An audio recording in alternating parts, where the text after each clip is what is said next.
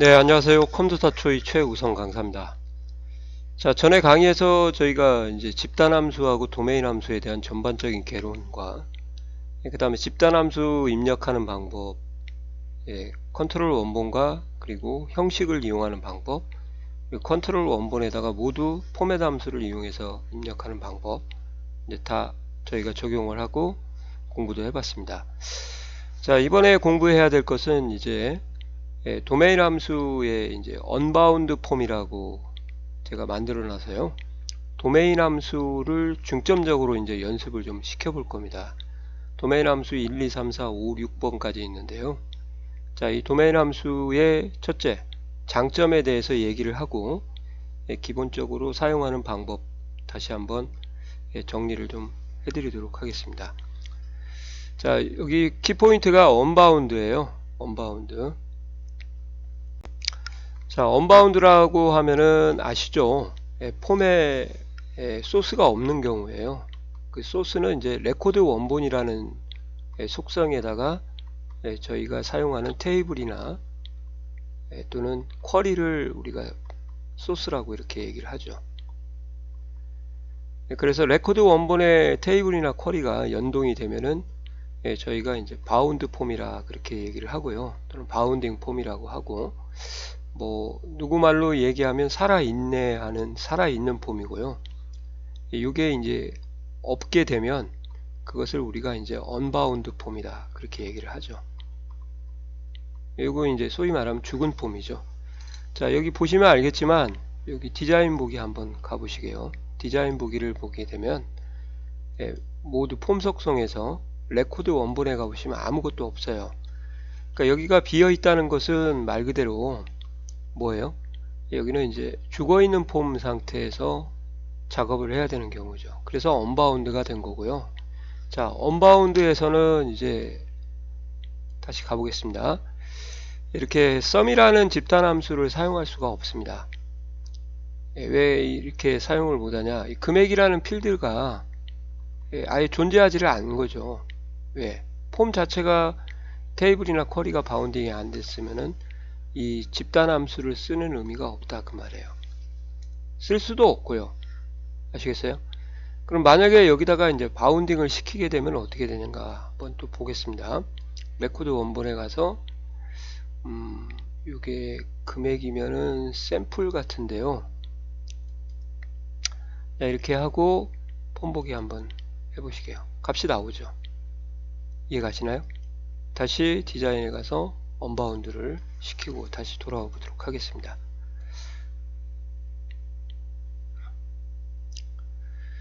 갑자기 렉이 걸리네. 왜 그럴까요? 이를 제가 지우다 만 것 같아요. 자, 이렇게 컴퓨터가 단순하죠. 자, 이제 이 바운드에 대해서 집단 함수가 사용되고 있는 부분이 왜 이렇게 사용되는가 아시겠죠? 그래서 도메인 함수는 집단 함수와 달리 여기 도메인 함수는요, 이 부분요, 얘는요 언바운드가 돼도 사용할 수가 있어요. 그래서 그게 강력한 특징이 되겠습니다. 자, 집단 함수는 반드시 바운드가 되어야 되고요. 바운드가 반드시 필요하고, 얘는 이제 바운드가 필요가 있다 없다. 바운드가 필요가 없습니다.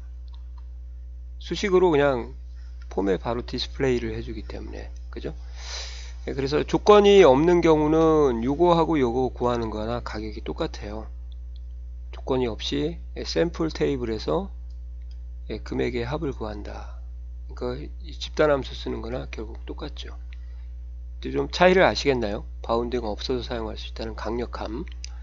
지기가 대리인 만약에 총액을 구하겠다 그러면 dsum 금액의 합 샘플 테이블로부터 큰 따옴표 열고, 큰 따옴표 안에 큰 따옴표가 들어가니까 작은 따옴표로 변해서 대리가 작은 따옴표가 오게 되는 거죠. 자, 이렇게 하는 것이 이제 도메인 함수의 필요성이라고 좀 느껴보시면 어떨까 생각이 되네요. 자, 도메인 함수는 집단 함수와 달리 폼 속성 레코드 원본에 테이블이나 쿼리 등 소스 바운딩 설정이 없어도 사용할 수 있다. 이제 이해가 가시나요? 예. 자, 그리고 이걸 하나 더 말씀을 드릴게요. 이제 도메인 함수를 쓰라고 하는데 가끔 도메인 함수는 두 번째 인수가 테이블이나 쿼리지 않습니까? 예, 근데 시험에서 이 테이블이나 쿼리에 대한 언급이 없어요. 그러면 도대체 어떠한 테이블이나 쿼리를 언급이 없다고 하면은 해결을 해야 되냐, 그것도 좀 고민을 한번 해보자 그런 거죠. 예, 물론 이제 필요한 필드명들을 딱 분석을 해가지고 테이블을 하나씩 열고 확인하는 게 가장 좋은데요. 이제 그것까지 하시면 이제 시간이 오래 걸리니까 테이블이나 쿼리에 대한 언급이 없다 그러면은 일반적으로 시험에서는 폼 속성에 가보면 레코드 원본이 설정이 되어 있습니다. 항상 그래요. 그래서 레코드 원본에 있는 소스를 활용을 하시면 되겠습니다. 이 시험에서는 이렇게 나올 수밖에 없죠. 레코드 원본에 사용된 소스를 사용을 해라, 언급이 없던 경우. 이해가 가세요? 자, 이렇게 하는 것까지 정리를 해드리고 이제 본격적으로 또 도메인 함수 2번으로 가서 설명을 계속 해드려 보겠습니다. 자, 도메인 함수 2번을 열었어요. 자, 여기 보시면은 이제 데이터가 1111개가 있고 샘플이라고 되어 있고요. 예, 직위가 대리인 금액의 합을 구하겠다. 그러면 이제 이 금액이 합범위가 되겠고 뒷섬이 되겠죠. 예, 직위가 대리다 그러면은 이렇게 이런 식으로 표현을 해서 계산 결과를 여기다가 구한 거예요. 천단위심표는 제가 안 했습니다. 자, 또 성명의 정을 포함하는 금액의 합을 구한다. 그러시면은 이제 부분일치니까 like라는 연산자를 써야겠죠. 그래서 보시는 것처럼 이제 뒷섬 합이니까 금액까지는 똑같고 샘플도 똑같죠. 성명이 될 수 있으면 필드명에는 좀 대괄호를 쳐주세요. 대괄호를 치지 않으면 틀리는 부분이 있기 때문에 차후 또 쿼리에서 한번 더 말씀을 해드리겠습니다. 이렇게 해서 여기도 작은 따옴표 변한 거 보이시죠? 정을 포함하는 그러면 아스테리크 정, 아스테리크 이렇게 쓰시면은 이게 라이크 연산자가 온다는 거죠. 부분일치. 2006년 하반기라고 하면은 하반기가 뭔지 아시겠어요? 7월 1일부터 하반기가 되는 겁니다. 그 날짜에는 샵 처리가 되기 때문에 이런 식으로 하반기라는 조건이 와도 상반기는 1월부터 6월까지고 하반기는 7월부터 12월까지 않습니까? 자, 2006년 하반기 금액의 합이다. 이렇게 또 있네요. 이때는 이제 뭘 사용했냐? 제가 months라는 함수를 사용했어요. 여기서는 일자라는 필드를 받은 거고 months를 통해서 일자로부터 추출하게 되면 월이 나오니까 그 월이 7월 이상이다. 월을 추출하면은 일단 그거 자체가 여기가 숫자가 되는 거죠. 이렇게. 연월일부터 7만 나오니까 당연히 이게 뭐겠어요? 숫자죠. 연도 숫자죠. 이것도 숫자고. 이해 가시나요? 예. 그래서 이렇게 이어먼스를 쓰게 되면 이런 것들은 다 숫자화 된다는 것을 조금 챙겨 놓으시기 바랍니다. 그래서 먼스를 쓰라고 하면 이제 시험에서는 먼스를 써야겠고 먼스를 쓰지 말아라 그러면 먼스를 쓰지 않으면 되는 거죠. 이게 이제 시험과 일반 사용하는 방법에 대한 차이라고 보시면 돼요. 금액이 10만원 이상인 금액의 합을 구하라. 그러면 이제 금액에 대한 조건이 합범위하고 똑같아서 한번 그냥 실어본 겁니다. 10만원 이상. 직위가 대리인 인원수를, 여기 인원수 같은 경우 이제 아스테리크를 쓰게 되니까 아스테리크를 쓰고 있는지 확인 한번 해보시라고 이렇게 제가 올려봤어요. 이렇게. 자, 여기까지는 그래도 큰 문제는 없을 거예요. 근데 이제 정리를 해드리고 가야죠. 이 마지막 조건절이 골 때리다. 그죠? 큰 따옴표 열고 이 안에 이제 조건절을 입력을 해야 되는 세 번째 인수가 이런 구성을 가지고 있다. 근데 이 조건절에 SQL문에 where가 생략된 그러한 조건절이 들어가는 거다. 그래서 구성이 이제 어떻게 되냐? 필드명이 꼭 나오게 되는 거죠. 그리고 연산자가 나오고 그 다음에 세 번째 이쪽에 이제 비교값이 들어가는 형태가 나오게 된다는 거죠. 그때 이제 큰 따옴표를 이렇게 하다 보니까 이 비교값에 이제 또는 필드명에 1번 문자가 오게 되면 원래 SQL문은 큰 따옴표 처리를 하는데 큰 따옴표 안에 큰 따옴표가 들어가니까 얘가 이제 작은 따옴표 처리가 된다는 거 좀 알아두셔야 되고요. 예, 그 다음에 세 번째는 이제 숫자가 들어갈 경우, 두 번째는 숫자는 그냥 입력하면 됩니다. 세 번째 날짜가 들어가는 경우는 빼기가 되지 말라고 샵 처리가 되니까 이게 문자일 때는 작은 따옴표, 그 다음에 날짜일 때는 샵 처리, 숫자는 그냥 쓰자, 이렇게 문자일 때 작은 따옴표, 이런 것들을 좀 정리를 하고 넘어가셔야 될 것 같아요. 이해가 가시나요? 네. 자, 여기까지도 해결이 됐죠, 이제. 자, 도메인 함수 3번을 한번 열어보도록 하겠습니다. 자, 3번은 이제 어떤 경우를 제가 예를 들었냐면요. 조건이 2개 이상일 때예요. 즉, 직위가 대리이고, 이거로 왔으니까 동시만족이니까, AND의 연산자의 도움을 받아야겠죠. 그죠? 비용 과목이 식대인, 그러면 이렇게 직위가 대리, 여기도 작은 따옴표, 비용 과목이 식대, 여기도 작은 따옴표, 이렇게 해서 AND를 쓸 수 있냐 없냐.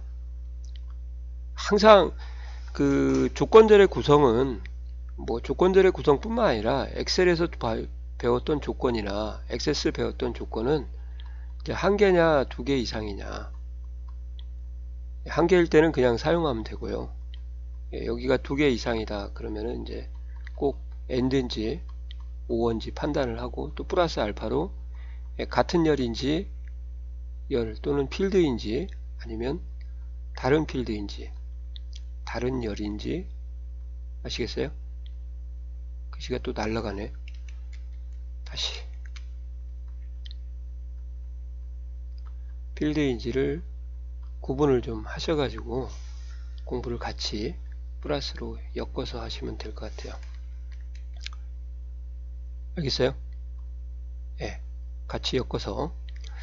자, 성명의 정을 포함하거나가 나왔죠. 이 하거나가 나오면 이거나니까 5어 연산자의 도움을 받아야겠죠. 그래서 여기서도 5어를 이렇게 쓴 거죠. like가 온 거 아시겠죠? 예. 정을 포함하고 2006년 하반기다 그러면은 앞에서 배웠던 것처럼 똑같이 AND로 결합을 하게 되고요. 정을 포함하지 않고 하면은 이제 not like도 좀 사용할 생각이라, 그래서 not like까지 제가 좀 실어봤습니다. 자, 이렇게 하시면은 이제 어느 정도 개념이 좀 잡히시나요? 자, AND까지 저희가 한번 해봤고요. 그 다음 4번으로 넘어가셔가지고 이제 조건이 두 개일 때 AND와 OR의 도움을 받아야 된다. 여기까지 정리가 되셨죠? 그죠? 4번으로 넘어가도록 하겠습니다. 자, 4번은 이제 어떤 걸 공부할 거냐, 여기서 이제 끊을 거예요. 이것만 좀 말씀을 드리고 강의를 좀 끊고 새로 시작하도록 하겠습니다. 4번부터는 좀 다르죠. 지금까지 앞에서 저희가 했던 조건들은요, 이 조건의 비교값에 직접 값을 입력을 했어요. 비교값에 값을 입력을 했거든요. 값을 입력을 한다. 그게 무슨 말일까요? 아까 말씀드린 대로 쥐기가 대리이라 그러면 큰 따옴표 안에 작은 따옴표로 대리, 이렇게 썼다는 거죠. 이게 값이라는 거예요. 값. 그러니까 이제 조건이 매번 바뀌게 되면, 변경이 되면은 이 조건을 계속 수정하고 또 나오고 수정하고 또 나오고 디자인 가서 수정하고 그러면 힘들잖아요. 그래서 조건을 값으로 받지 말고 이왕이면 조건을 어떻게 해요? 이렇게 txt직이라고 하고 있는 요 상자를, 여기 보이시나요? 요걸 내가 클릭했을 때 거기에 맞는 조건을 여기다가 참여를 시키겠다 그 말입니다. 예를 들어서 한번 자 보시게요. 자, 대리를 딱 찍으면은 대리 값이 나오는데 사원을 찍으면 값이 바뀌는 거 보이시나요? 부장을 찍으면 또 값이 바뀌겠죠. 이렇게 과장 찍어도 바뀌고 대리. 처음 실행할 때는 가장 첫 행에 있는 거니까 첫 행에 있는 조건이 나오겠고, 이렇게 커서를 클릭하는 위치에 따라서 값이 달라지게 하고 싶다 그 말이에요.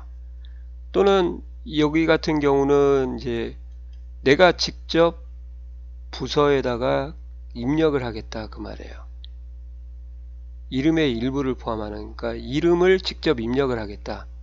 이렇게 이름을 찍으면은 이렇게 변하기는 합니다만 보이시나요?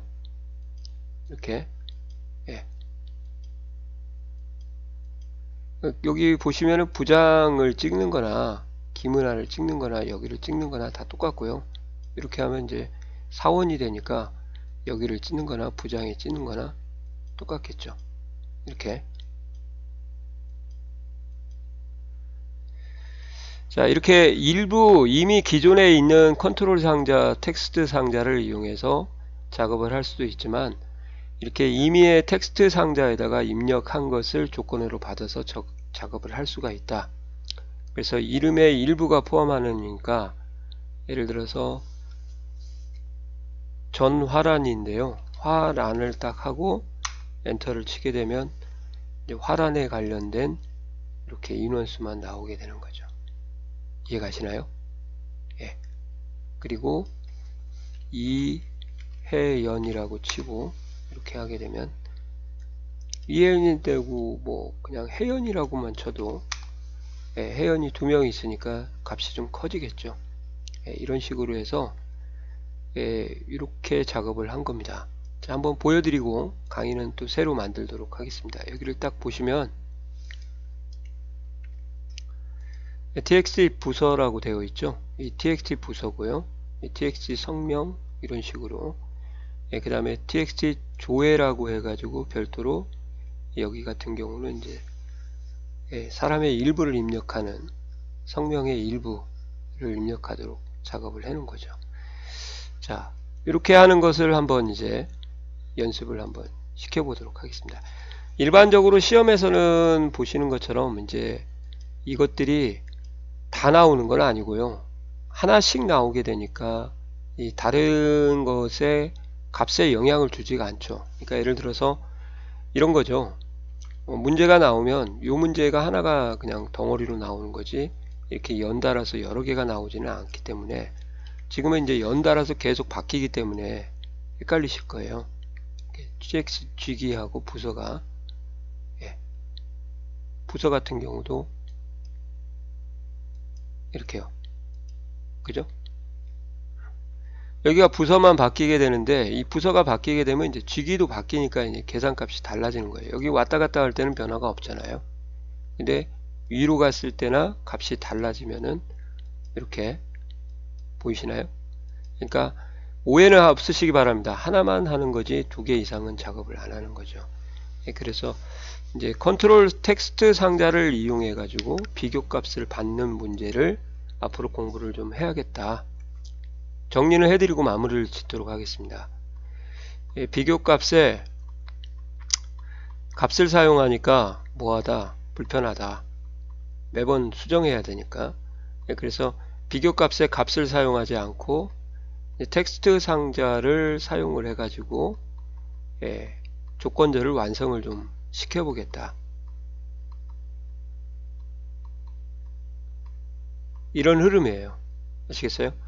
근데 이제 텍스트 상자도 2가지가 있으니까 보시는 것처럼 기존에 있는 것을 이용할 수도 있고요.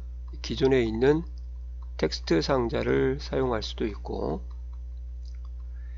그 다음 또 이렇게 새로 별도로 작성된 텍스트 상자를 사용할 수도 있으니까요. 이런 부분을 이제 분류를 해서 1번, 2번으로 작업을 좀 하는 것으로 진행을 좀 해보도록 하겠습니다. 자, 이렇게 하시면 이제 많이 이해가 되셨을 거예요. 그죠? 그러면 이제 텍스트 상자 하는 영상도 기대를 좀 해 주시기 바랍니다. 자, 수고하셨습니다.